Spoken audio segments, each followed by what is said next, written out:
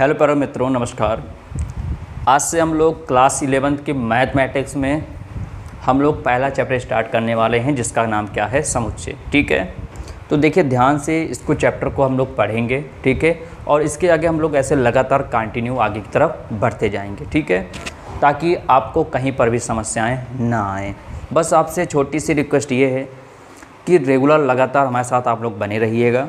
ठीक है, और जितना हो सकेगा उतना आप लोग प्रैक्टिस करिए। घर में आप पढ़ो या ना पढ़ो, लेकिन इस पर जो कुछ बताया जाएगा आप उसको अच्छे से एक बार रिवीजन भी कर लेते हो तो आपका बहुत अच्छा परफेक्ट आपको 11th की मैथ आपको अच्छे से आने लगेगी। ठीक है, बस ये है कि थोड़ा पेशेंस रखिएगा, सब्र रखिएगा कि कुछ वीडियो लंबा भी हो सकता है या कम भी हो सकता है वीडियो। ठीक है, तो आप लोग लगातार रोज़ वीडियो को देखिएगा। हाँ, कहीं पर भी समस्याएं आती हैं तो नीचे कमेंट बॉक्स दिया है, उसमें अपने आप कमेंट को मेंशन कर सकते हैं ताकि हम आपके कमेंट को पढ़कर आपके डाउट को क्लियर कर सकें। ठीक है, तो बस कॉपी पेन लेकर साथ में तैयार हो जाइए और रेगुलर जो बताया जाए उसके अच्छे से एक नोट्स बनाइए और उसका अधिक से अधिक क्या कीजिए, उसको दोहराइए, यानी कि उसका अधिक से अधिक रिवीजन करिए। ठीक है, तो देरी न करते हम स्टार्ट करते हैं। आज का आपका है क्या, समुच्चय। ठीक है, ये आपका पहला लेक्चर है। ठीक है, देखो समुच्चय को बताया कौन था, यानी इसके बारे में थ्योरी कौन दिया था, तो एक साइंटिस्ट थे जिनका नाम था जॉर्ज कैंटर। क्या था? जॉर्ज कैंटर नाम साइंटिस्ट था। ठीक है, क्या नाम था? George canter. ठीक है, ये महान गणितज्ञ थे। ठीक है, इन्होंने इस थ्योरी को दिया। ये थ्योरी इतनी मतलब सक्सेस हुई कि आगे BSc MSc भी करोगे तब भी ये थ्योरी आपको वहाँ पर देखने को मिलेगी। ठीक है, आखिरकार ये ट्रिग्नोमेट्री के फलन के बारे में कुछ सर्च कर रहे थे और उसी बेस पर इन्होंने क्या कर दिया, एक थ्योरी लाकर रख दिया। ठीक है, तो ये थ्योरी आपको बहुत कुछ सिखाती है, बहुत कुछ यानी बताती है। ठीक है, ये गणितज्ञ बहुत महान थे, बात समझ में आ रहा है, क्योंकि इन्होंने समुच्चय को बहुत आगे, मतलब इसका कहाँ तक अंत है कुछ सीमा नहीं है कि इस थ्योरी का कहाँ पर अंत होगा। ठीक है, तो ये इनको कहा गया है क्या, फादर ऑफ सेट्स, यानी क्या है, समुच्चय के पिता बोला गया है। बात समझ में आ रहा है, क्योंकि इन्होंने ही पूरी थ्योरी को दिया था। अब बात आती है कि समुच्चय होता क्या है, तो हम लोग जानते क्या है समुच्चय क्या होता है। तो समुच्चय होता क्या है, यहाँ पर मैं लिख देता हूँ, वस्तुओं का सुपरिभाषित संग्रह। क्या? वस्तुओं का सुपरिभाषित संग्रह। क्या? वस्तुओं का सुपरिभाषित संग्रह क्या कहलाता है आपका, समुच्चय कहलाता है। ठीक है, वस्तुओं का सुपरिभाषित संग्रह क्या कहलाता है, समुच्चय कहलाता है। अभी थोड़ा कम समझ में आया। ठीक है, मैंने कहा भी सब्र रखिए, पूरा शुरू से लेकर अंत तक वीडियो देखिएगा, गारंटी के साथ कहते हैं आपको एक एक पॉइंट समझ में आ जाएगा। ठीक है, देखो वस्तुओं का सुपरिभाषित मतलब होता है वेल डिफाइंड ऑब्जेक्ट। क्या होता है? वेल डिफाइंड ऑब्जेक्ट होता है। इसका मतलब क्या होता है, वेल डिफाइंड ऑब्जेक्ट मतलब क्या होता है कि जहाँ पर आपको वस्तुएं जो दी गई हैं वो आपको स्पष्ट, आप उसे गिन सको, आप उसे स्पष्ट देख सको, हाँ गिन सको कि हाँ ऐसा होता है। जैसे वही सुपरिभाषित संग्रह मेरे लिए भी सही हो और कोई दूसरा अन्य व्यक्ति आए उसके लिए भी वही वस्तुओं का संग्रह होना चाहिए। इसका मतलब क्या है, सुपरिभाषित मतलब क्या होता है, जिसमें आपको सुस्पष्ट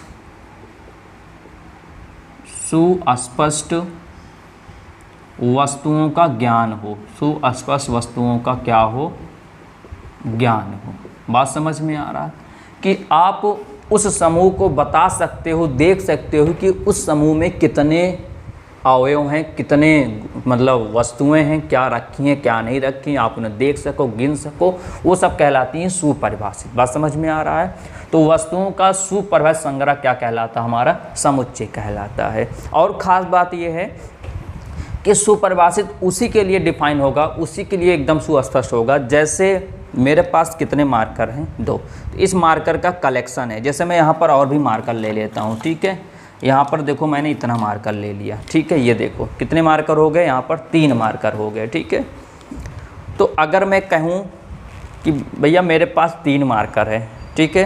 कोई दूसरा बंदा भी आए, अगर मैं पूछूं भैया कितने मार्कर हैं, तो वो भी बोलेगा 3 मार्कर। बात समझ। और अगर मान लो कोई तीसरा बंदा आ जाए, उससे पूछें भैया कितने मार्कर मेरे हाथ में, तब भी बोले वो 3 मार्कर। तो व्यक्तियों के लिए ना बदले, वो जो समूह हो, वो जो वस्तुओं का संग्रह हो, वो अलग अलग व्यक्तियों के लिए वो वस्तुओं का समूह ना बदले, तो वो 3 ही रहेगा। तो इस प्रकार के भी समुच्चयों का कहते हैं वहाँ पर सुपरिभाषित बोलते हैं। बात समझ में आया? क्या बोलते हैं? सुपरिभाषित बोलते हैं। बात क्लियर हो गई? तो यहाँ पर बताया क्या गया, सिंपल सी बात में, वस्तुओं का सुपरिभाषित संग्रह क्या कहलाता है? समुच्चय कहलाता है, जिसमें आपको वस्तुएं सुस्पष्ट हों और जिन्हें आप क्या कर सकते हो? गिन सकते हो। क्या कर सकते हो? गिन सकते हो, वो कहलाता है सुपरिभाषित। क्लियर हो गया? बात समझ में आया? जैसे अगर मैं आपसे ये कहूँ, अगर आपसे ये कहूँ कि 1 से 10 तक प्राकृतिक संख्याओं का समुच्चय या संग्रह। अब क्या मुझे आप बता सकते हो ये सुपरिभाषित है? क्या आप बता सकते हो ये सुपरिभाषित है जो लिखा गया है? तो आप बिल्कुल देखो, 1 से 10 तक प्राकृतिक संख्या आप लोग जानते हो क्या होती है? 1 होती है, 2 होती है, 3 होती है, 4, 5, 6, 7, 8, 9 और 10, यही होता है ना। तो अगर ये मेरे लिए भी 1 से 10 तक प्राकृतिक संख्याओं का संग्रह है, बिल्कुल है। आप स्पष्ट देख सकते हो 10 तक हैं, आप गिन भी सकते हो 10 हैं। अगर कोई दूसरा बंदा आता, उससे पूछता हूँ भैया अगर 1 से 10 तक प्राकृतिक संख्याओं का संग्रह है, तो वो भी यही बताएगा हाँ सही है, क्योंकि उसको भी पता है 1 से 10 तक होता है। बात समझ में आया? इसमें क्या हो रहा है? इसमें आपको सुस्पष्ट पता चल पा रहा है कि हाँ आखिरकार इसमें है क्या। बात समझ में आया? तो वो सभी क्या कहलाते हैं? हमारा समुच्चय कहलाता है, यानी सेट्स कहलाता है। बात क्लियर हो गई? अब बात को समझो, आगे बढ़ते हैं हम लोग। अभी 2-4 एग्जाम्पल लेंगे, आपको क्लियर हो जाएगा। ठीक है, तो सिंपल सी भाषा क्या बताओगे? वस्तुओं का सुपरिभाषित संग्रह ही क्या कहलाता है? हमारा समुच्चय कहलाता है। ठीक है, संग्रह मतलब होता है समूह होता है, यहाँ वस्तु बोलो चाहे अवयव बोलो। अब बात आती है नोटेशन क्या होता है? नोटेशन मतलब समुच्चय को दर्शाने का तरीका क्या होता है? क्या समुच्चय को दर्शाने का तरीका क्या होता है? तो समुच्चय को दर्शाने का तरीका क्या होता है? जो समुच्चय होता है, समुच्चय को प्रायः हमेशा क्या करते हैं? समुच्चय को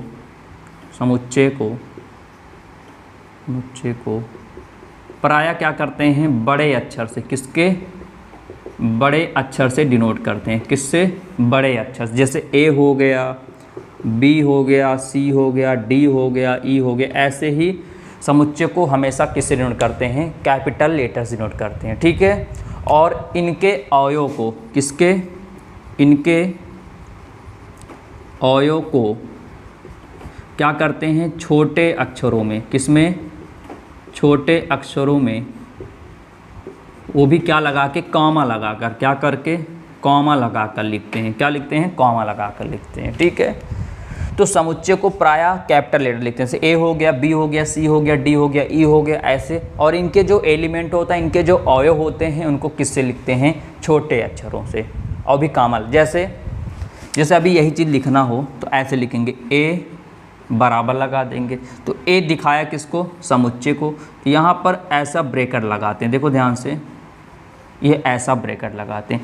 ये ब्रैकेट किसको रिप्रेजेंट करता है? ये ब्रैकेट रिप्रेजेंट करता है समुच्चय को। किसको करता है?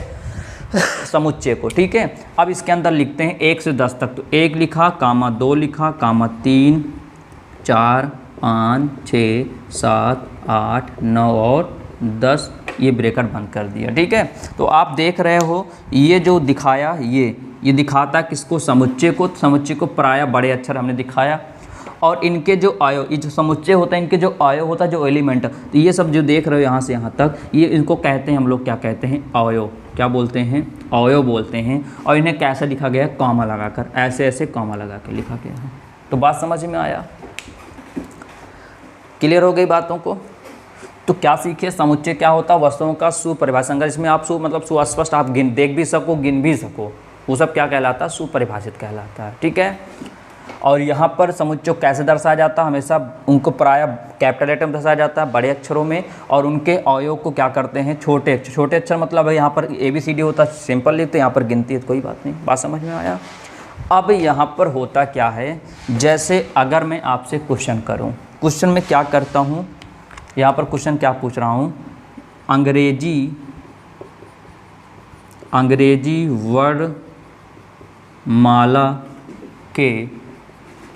वर्णमाला के स्वरों का समुच्चय। अगर मैं आपसे ये क्वेश्चन करता हूँ, क्या ये समुच्चय है, अंग्रेजी वर्णमाला के स्वरों का समुच्चय, क्या ये समुच्चय? बिल्कुल है। क्यों? क्योंकि अंग्रेजी वर्णमाला में जो स्वर होते हैं 5 होते हैं। कितने होते हैं? 5 होते हैं। तो जिसको आप गिन भी सकते हो 5 हैं, और आसपास पता भी कर सकते हो हाँ 5 ही होते हैं। तो यहाँ पर कैसे लिखोगे इनको? तो लिखेंगे A बराबर, ये ऐसा ब्रेकर लगाएंगे, फिर लिखेंगे A, फिर कामा, उसके बाद क्या होता है, एक बात E, फिर कामा, फिर I, फिर O, फिर U, फिर ब्रेकर बंद कर देंगे। तो क्या बात समझ में आ गया? तो ये सब क्या कहलाता है, हमारा समुच्चय कहलाता है। क्लियर हो गया? बात एकदम स्पष्ट हो गई। हमने इसको दिखाया बड़े अक्षर से, एलिमेंट को दिखाया छोटे अक्षर से, और ब्रेकर दिखाता कि इसको समुच्चय को प्रेजेंट करता है, क्योंकि ये ब्रेकर कहीं पर देखोगे समझ जाना वहाँ पर समुच्चय की बात कर रहा है। ठीक है, क्लियर हो गए? अगर मैं क्वेश्चन घुमाऊँ, आपसे ये किया जाए क्वेश्चन, आपसे क्वेश्चन ये किया जाए क्या कि भारत देश के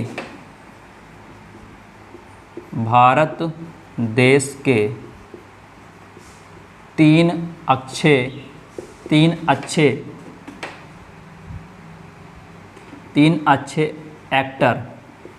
एक्टर का समुच्चय। भारत देश के 3 अच्छे एक्टर का समुच्चय। ठीक है, तो अब बताओ क्या ये समुच्चय है? देखो, मैंने क्या कहा था कि किसी एक व्यक्ति के लिए आपका संग्रह वही होना चाहिए, बदलना नहीं चाहिए। दूसरा व्यक्ति है तब भी उसके लिए वही होना चाहिए, मतलब व्यक्ति की सोच जो है वो नहीं बदलनी चाहिए।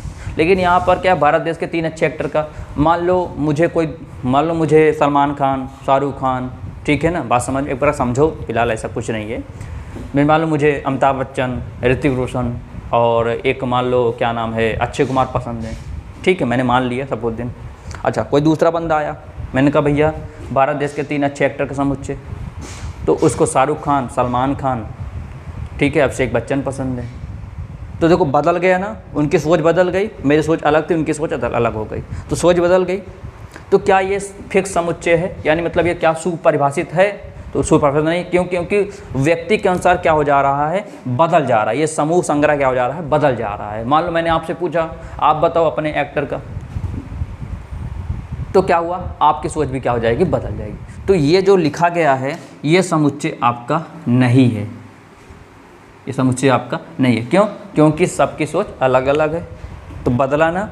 तो आप इसमें स्पष्ट नहीं कर सकते हो कि अच्छे कितने एक्टर हैं। किसी को कोई 3 अलग एक्टर पसंद है, किसी को 3 एक्टर अलग पसंद, किसी 3 एक्टर अलग पसंद है। कोई फिक्स तो है नहीं।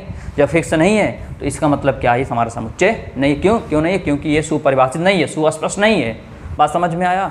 तो मेन पॉइंट यही होता है कि किसी अलग अलग व्यक्तियों के अनुसार वो संग्रह ना बदले। जैसे यहाँ पर देखो, अंग्रेजी वर्णमाला के स्वरों का समुच्चय, मैं भी बोलूँगा हाँ AEIOU 5 होता है। किसी दूसरा बंदा आया तभी वो बोला कितना होता, मैंने कहा भैया चलो बताओ अंग्रेजी वर्णमाला कितना अंग्रेजी वर्णमाला के स्वरों का समुच्चय, तब भी बताएगा AEIOU। अगर कोई तीसरे को ले आए, मैंने कहा ये बताओ क्या सही है, ये समुच्चय है, संग्रह है, समुच्चय है, बोलो, तो भी बोलेगा हाँ भैया सही है। क्यों? क्योंकि कितने होते हैं, 5 होते हैं, AEIOU होते हैं। तो बात क्लियर एकदम स्पष्ट हो गई। और भी क्वेश्चन ले लेता हूँ आपके सामने।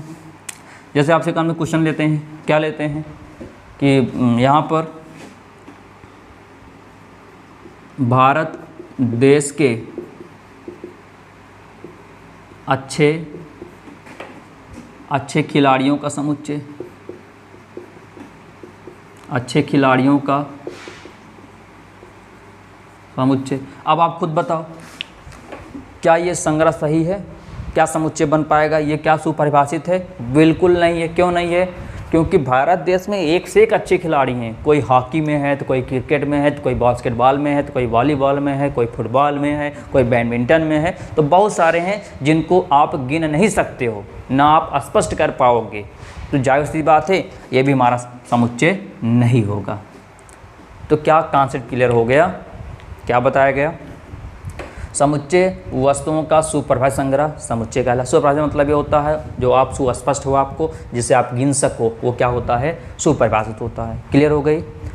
और इसको प्रायः कैपिटल लेटर बड़े अक्षरों में डिनोट किया जाता है, प्रदर्शित किया जाता है। और इनके अवयव को, एलिमेंटों को ब्रैकेट के अंदर, मंझले ब्रैकेट यानी कर्ली ब्रैकेट के अंदर कॉमा लगा के इनके अवयव को लिखा जाता है। ठीक है, क्लियर हो गया?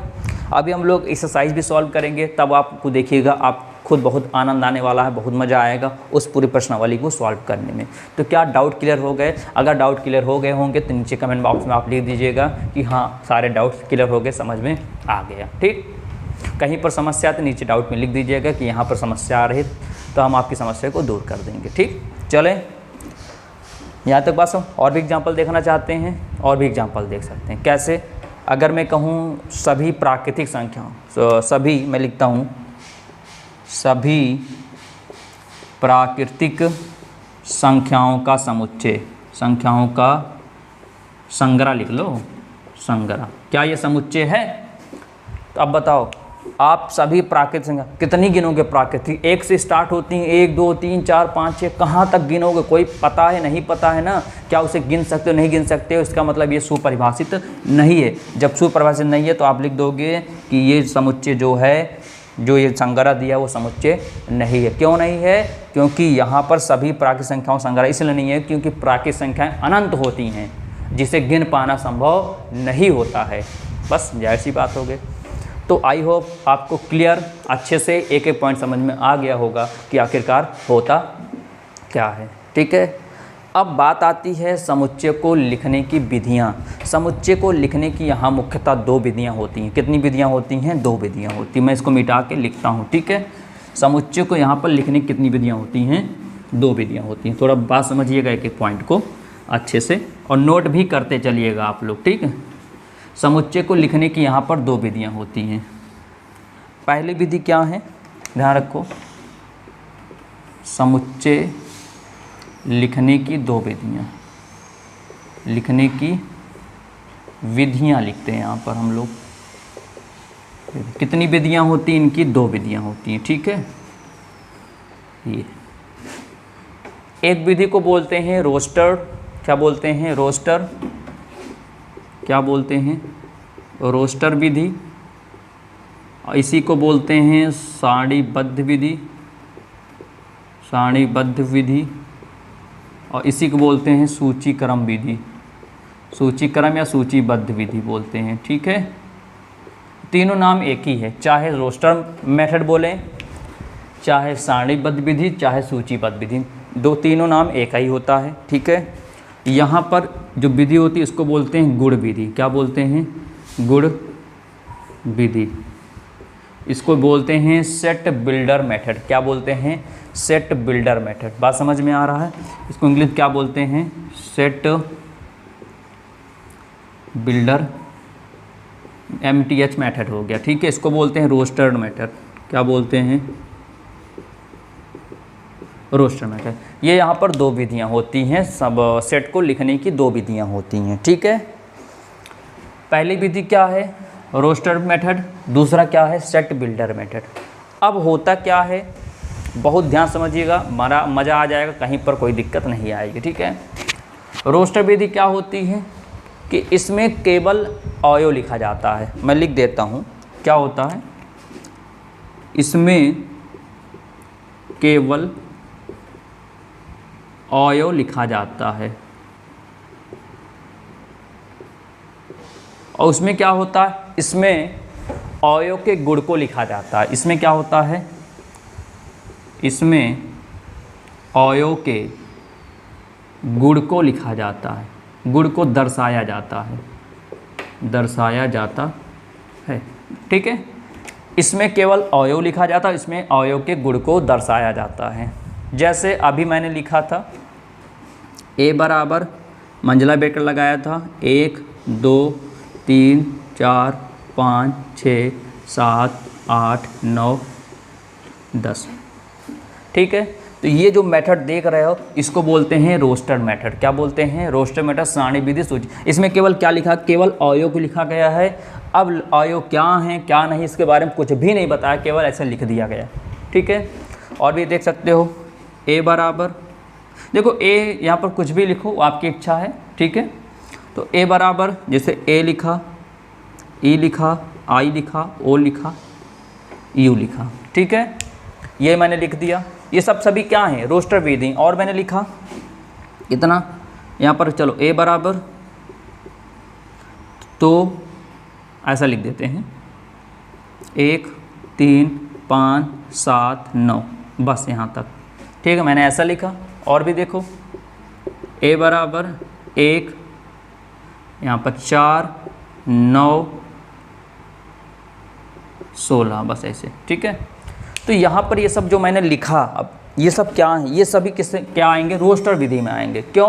क्योंकि इसमें केवल एलिमेंट को लिखा जा रहा है, अवयव को लिखा जा रहा है। कहीं पर आपको ये नहीं बताया जा रहा आखिरकार ये क्या है, ये क्या है, इसके बारे में, गुण के बारे में व्याख्या नहीं की जा रही है। ठीक है, बस इसमें क्या होता है, इसमें इन्हीं के गुण को दिखा दिया जाता है कि ये क्या होता है। जैसे मैं कहूँ कि ए बराबर राम श्याम मोहन, मैंने लिख दिया राम श्याम मोहन। तो देखो कामा लगा के एलिमेंट लिखा, इसका मतलब ये रोस्टर विधि है। गुण विधि में क्या लिखोगे? इनके गुण के बारे में व्याख्या कर दोगे, आखिरकार राम कौन है, श्याम कौन है, मोहन क्या। तो मैं लिख दूंगा राम श्याम और मोहन। राम श्याम और मोहन ये कक्षा 11 के गणित विषय में पढ़ने वाले अच्छे विद्यार्थी हैं। बस मैंने क्या लिखा बताया ना, ये इनके 3 नाम थे, इनमें लिखा गया। अब इनके गुण की व्याख्या कर दिया गया, इनके गुण के बारे में बता दिया गया कि आखिरकार लोग हैं कौन। कौन है? राम श्याम मोहन, ये कक्षा 11 में पढ़ने वाले गणित विषय के अच्छे विद्यार्थी हैं। बस लिख दिया, गुण के बारे में व्याख्या कर दिया। ऐसे ही सेम यहाँ पर जो इस तरह लिखा जाता है नंबर के हिसाब से, या अल्फ़ाबेट लिखा जाता है कामा लगा के स्मॉल लेटर में, ये सभी क्या होते हैं? रोस्टर विधि, सारणी विधि, तो सूचीबद्ध विधि होते हैं। अब इन्हीं के गुण को इसमें व्याख्या कर देंगे तो क्या कहलाएगा? गुण विधि कहलाएगा। तो आइए देखते हैं कैसे किया जाता है। देखो कैसे, बहुत आसान है, परेशान मत हो, बिल्कुल भी टेंशन मत लो। ठीक है, बस लगातार देखते रहिएगा, एक एक पॉइंट समझ में आ जाएगा। ठीक है, अब लिख देता हूँ, देखो ध्यान से। होता क्या है, इनको लिखने का तरीका क्या होता है? ए है, ए ही रहेगा, यहाँ पर भी, यहाँ है ना, ए ही रहेगा बराबर, ऐसे मतलब इन सभी को क्या मान लेते हैं? इन सभी को x मान लेते हैं। क्या मान लेंगे? x मान लेंगे। भाई देखो बार बार उसमें लिखोगे मतलब रहे, क्यों नहीं लिखोगे इसमें? क्योंकि अभी बताया अगर ऐसा भी उसमें लिख देंगे तो कौन सी विधि हो जाएगी? रोस्टर। लेकिन हमको बनाना क्या है? गुण विधि बनाना है, इसलिए इन सभी को क्या मान लेंगे? x मान लेंगे। ठीक, उसके बाद लिखेंगे सच डैट, यहाँ पर एक सिंबल लगाएंगे ऐसे, ये सिंबल होता है, इसका मतलब होता है सच डैट। ठीक है, या कहीं कहीं ऐसे डंडी देख लोगे, क्या देखोगे? ऐसे एक लंबी सी ऐसे लाइन देखोगे, इसको भी बोलते हैं क्या? Such that. दोनों दिया किताबों में, ये भी दिया है, ये भी दिया है, तो दोनों में से जो लिखो गलत नहीं होगा बिल्कुल भी। ठीक है, चाहे ऐसा लिखो चाहे ऐसा लिखो, लेकिन ज़्यादातर सब स्टूडेंट की हैबिट जो बनी होती है वो डंडी में लगा के ऐसे लिख देते हैं। ठीक है, लिखा। अब उसके बाद इन सभी को x माना। अब ये सभी हैं क्या? तो यहाँ पर लिखेंगे फिर से x, फिर लगाएंगे कामा। बात समझ में आया? इन सभी को x लिखा, फिर सच डैट, फिर x लिखेंगे। x मतलब यही है। ठीक है, x है क्या आखिर में? ये तो x क्या है? बोलो 1 से 10 तक क्या है? ये प्राकृतिक संख्या है ना, तो लिखोगे 1 से 10 तक प्राकृतिक संख्याओं, प्राकृतिक संख्या 1 से 10 तक प्राकृतिक संख्या हैं, ऐसे ब्रैकेट बंद कर दिया गया। लो क्लियर हो गया। अब बताओ, ये हो गए गुण, मैंने व्याख्या, अभी हम नहीं जानते थे क्या है, लेकिन हमने क्या किया, इसके बारे में बता दिया आखिरकार ये है क्या है। क्या है आखिरकार? ये 1 से 10 तक क्या है? प्राकृतिक संख्या का समुच्चय है। क्लियर हो गया। इसको देखो, ये क्या है अभी नहीं पता है, अभी हम जानते हैं AEIOU, ये रोस्टर मेथड है। इसको चेंज करो किस में? इसको चेंज करो किस में? सेट बिल्डर में चेंज करो, गुण विधि में चेंज करो। तो क्या लिखेंगे? A बराबर, ऐसा लगाएंगे ब्रैकेट, मंझला ब्रैकेट, अब इन सभी को क्या मान लोगे, x मान लोगे, फिर लगाओगे यहाँ पर सच डेट, क्या लगाओगे सच डेट, फिर लिखोगे x, फिर कामा। आखिरकार ये है क्या, इतना तो पता होना चाहिए क्या है, ये अंग्रेजी वर्णमाला के स्वर हैं, क्या हैं, लिखोगे अंग्रेजी वर्णमाला के स्वर, स्वरों ऐसे लिख सकते हो, स्वर का समुच्चय ऐसा भी लिख सकते हो, स्वरों का समुच्चय या स्वर का संग्रह, कुछ भी लिखो, ठीक है, स्वर का संग्रह लिखो या स्वर ही छोड़ दो, वो आपकी इच्छा है, ठीक है। अंग्रेजी वर्णमाला के स्वर हैं ऐसे, ठीक, ये देखो, बात समझ में आया। देखो कितना आसान है, इन सभी को x माना, फिर कामा x लिखेंगे, फिर कामा अंग्रेजी वर्णमाला के स्वर। तो ऐसा नहीं है कि सर क्या x ही लिखते हैं, नहीं, आप और लिख सकते हो, y लिख सकते हो, z लिख सकते हो, a लिख सकते हो, b लिख सकते हो, c लिख सकते हो, आपकी इच्छा है। लेकिन ज़्यादातर आप जानते हो जो मोस्टली ज़्यादा फेमस होता है उसी का हम लोग लिखते हैं, तो यहाँ पर x है तो x लिखा जाता है, ठीक है। यहाँ पर देखो ये क्या है, 1 3 5 7 9, 1 3, देखो 1 3 5 7 9, ये क्या है, विषम प्राकृतिक संख्या है। लेकिन कहाँ से कहाँ तक हैं, ये कहाँ से कहाँ तक हैं, 1 से 10 के अंदर अंदर, 1 से 10 तक, 1 से 10 तक विषम प्राकृतिक संख्या हैं। बात समझ में है। देखो 1 3 5 7 में क्या होता है, विषम होती है ना, और सभी क्या है, प्राकृतिक संख्या। और कहाँ से कहाँ तक है, देखो 1 से लेकर देखो 10 तक है ना, क्योंकि 10 तो होता नहीं, 10 तो सम हो गए, तो बचा उससे पहले 9, तो इसको ऐसे लिखेंगे, इसको लिखेंगे a बराबर ऐसा लगा देंगे, इन सभी क्या मान लेंगे x, फिर यहाँ पर ऐसा लगाएंगे, ठीक, फिर लगाएंगे कॉमा, x लिखकर कॉमा लगा दिए, तो क्या है ये 1 से 10 तक क्या लिखेंगे, 1 से 10 तक विषम विषम विषम प्राकृतिक संख्या। क्लियर हो गई, विषम प्राकृतिक संख्या। बात समझ में आ रहा है। अब ये क्या है, 1 4 9 16, आप देखो 1 का स्क्वायर 1 होगा, ये 4 किसका स्क्वायर होता है, 2 का स्क्वायर होता है, 2 दूना 4, 3 9 किसका होता है, 3 3 9, ये किसका होता है, 4 चौको 16, ये सब वर्ग दिया है ना। तो यहाँ पर क्या लिखेंगे, देखो ध्यान से, क्या लिखेंगे, लिखेंगे a बराबर x सच डेट, x सच डेट, इन सबको क्या मान लिया x, फिर लगाया कामा, ये सब क्या हैं, 1 से लेकर कहाँ तक, 4 तक, 1 से लेकर 4 तक के वर्ग हैं, क्या हैं, 1 से 4 तक,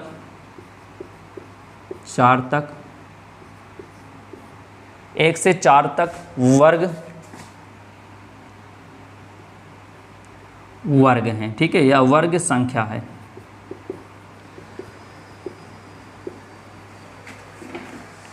एक से 4 तक के वर्ग संख्या है, 4 तक के लिख लो, 4 तक के वर्ग संख्या है। तो आई होप आपको अच्छे से पूरा एक एक कॉन्सेप्ट क्लियर हो गया होगा, कहीं पर भी समस्या नहीं आई होंगी। क्या अब बात समझ में आया कि क्या होती है रोस्टर विधि, क्या होता है गुण विधि, कोई दिक्कत आपको नहीं आई होगी। क्लियर हो गया, समुच्चय भी समझ में आया, जिसको आप स्पष्ट देख सको, गिन सको, वो सभी क्या होते हैं, आपके सुपरिभाषित होते हैं। ठीक है, बात समझ में आया।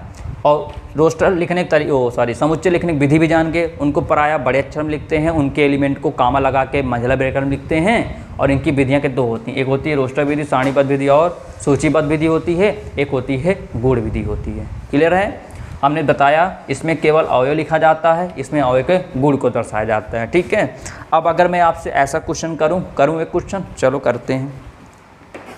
यहाँ पर a बराबर x सच डेट x बराबर x स्क्वायर बराबर 9। ये देखो ये कौन सी विधि है, देखो ऐसा लिख दिया गया, इसका मतलब ये कौन सी विधि है, गुण विधि है।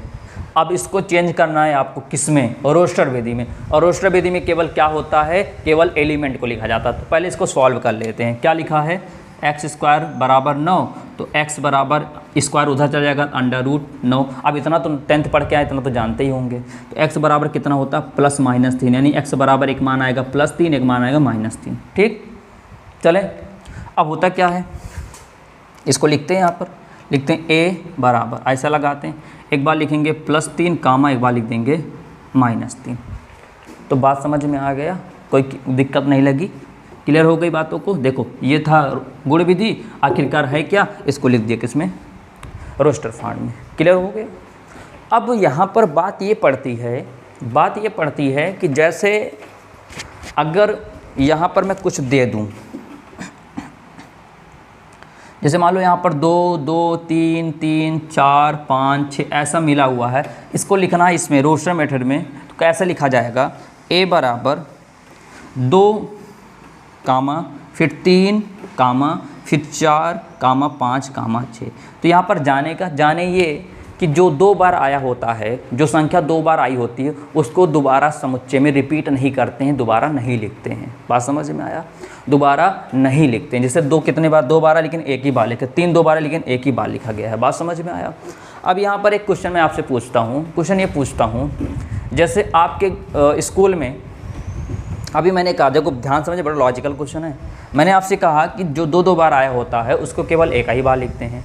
तो मैंने आपके क्लास में मैंने जैसे क्वेश्चन पूछा कि जो कक्षा 11 के समुच्चय है उसमें कौन कौन है, कक्षा 11, आपके कक्षा 11 के गणित में पढ़ने वाले विद्यार्थी कौन कौन से। मान लो मैंने 2-4 नाम लिख दिया, मान लो मैंने लिखा मोहन, फिर कामा सोहन, फिर राम, फिर श्याम, फिर एक सोहन आ गया और 2 सोहन हो गए, क्या 2 सोहन हो गए, फिर सीता, फिर गीता, ऐसे हैं, ठीक है। तो बात ये पड़ती, मैंने अभी कहा कि कोई 2 नंबर जब 2 बार 3 बार आता, केवल उसको एक ही बार सेट में लिखते हैं, समुच्चय में लिखते हैं।